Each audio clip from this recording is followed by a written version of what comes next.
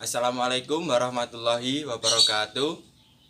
Alhamdulillahirabbil alamin wassalatu wassalamu ala asrofil anbiya wal mursalin sayyidina wa maulana Muhammadin wa ala alihi wa ashabihi ajmain.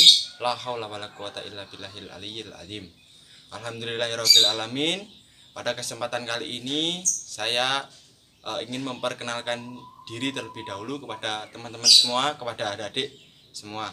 Perkenalkan, nama saya Ahmad Firdaus. Saya bisa dipanggil Daus. Saya salah satu mahasiswa IAIN Kediri yang magang atau PPL atau latihan mengajar di MAN 1 Kota Kediri.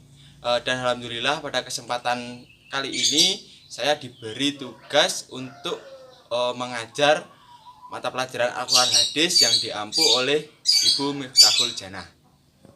Baik, langsung saja kepada materi, tidak usah berlama-lama lagi. Yang pertama itu minggu kemarin sudah membahas tentang materi bab 1 yang bertemakan bertanggung jawab menjaga amanah bait yang pertama atau yang tema yang pertama.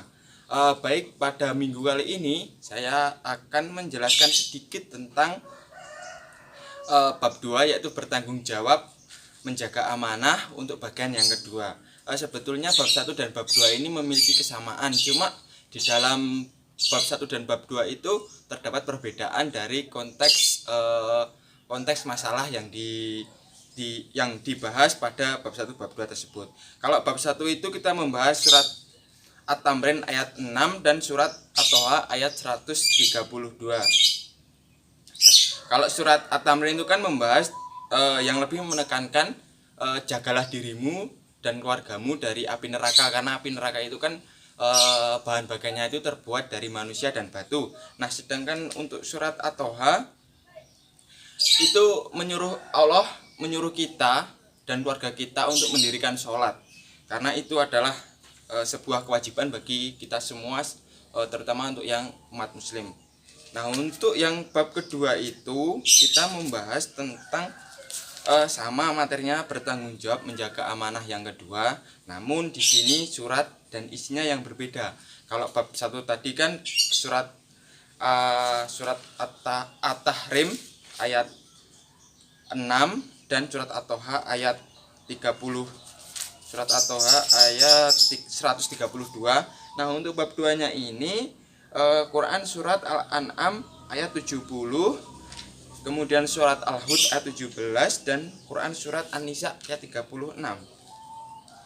Yang berbeda di sini dari bab 1 bab 2 seperti yang saya katakan tadi, kalau bab 1 itu kan perintah Allah untuk menjaga diri dan keluarga dari api neraka. Nah, kalau untuk bab 2-nya itu kita diperintahkan Allah untuk lebih mengutamakan menyembah Allah atau menjalankan semua perintah-perintah yang Allah berikan, seperti sholat, tidak mempermainkan agama, tidak mengolok-olok agama. Ya, intinya kita itu disuruh lebih mendekatkan diri kepada Allah dan menjauhi segala larangannya. Baik, dari materi itu saya akan menjelaskan sedikit tentang apa sih pengertian dari tanggung jawab, pengertian amanah. Nah, yang pertama adalah tanggung jawab. Tanggung jawab adalah kesadaran manusia akan tingkah laku atau perbuatan yang baik disengaja maupun tidak disengaja. Jadi ini adalah tingkah laku kita untuk mempertanggungjawabkan segala sesuatu yang dibebankan kepada kita. Misal kita diberi tugas oleh guru untuk mengerjakan ini, kita diberi tugas dari orang tua untuk melakukan hal seperti ini. Nah, itulah tanggung jawab. Dalam Al-Quran Allah berfirman dalam surat Al-Mudathir ayat 38, Bismillahirrahmanirrahim, kullu nafsim bima kasabat rahinah, yang artinya setiap orang bertanggung jawab atas apa yang telah dilakukannya. Dari ayat tersebut itu sudah jelas ya bahwa setiap manusia itu akan mempertanggungjawabkan segala sesuatunya itu semua manusia itu akan mempertanggungjawabkan apa yang telah dia lakukannya, entah itu perbuatan kecil atau perbuatan besar, itu sudah akan dipertanggungjawabkan nanti pada Allah Subhanahu wa taala, dan semua itu sudah ada catatannya.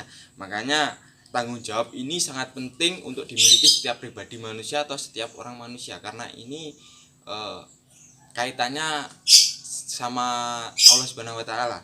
Nah, kemudian yang kedua adalah pengertian amanah. Amanah menurut istilah akidah dan syariat agama adalah segala hal yang dipertanggungjawabkan kepada seseorang, baik hak-hak milik Allah Subhanahu wa taala maupun hak-hak manusia kepada manusia yang lainnya, baik berupa benda, pekerjaan, perkataan ataupun kepercayaan di dalam hati. Nah, amanah ini gimana ya, kalau menjelaskan amanah itu lebih suatu hal yang dibebankan kepada kita. Misal kita diberikan hidup di dunia ini mempunyai amanah untuk menjadi khalifah. Dalam surat Al-Baqarah kan sudah ada itu, setiap manusia itu akan dijadikan khalifah di bumi.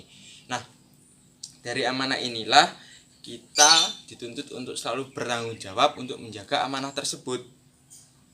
Kemudian yang terakhir, apa sih tanggung jawab sebagai seorang pelajar seperti kalian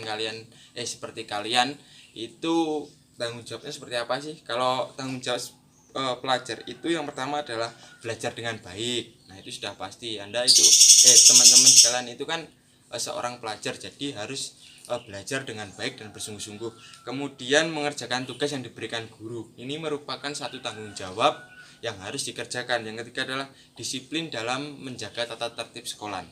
Nah, disiplin seperti itulah bentuk-bentuk tanggung jawab atau contoh-contoh dari tanggung jawab.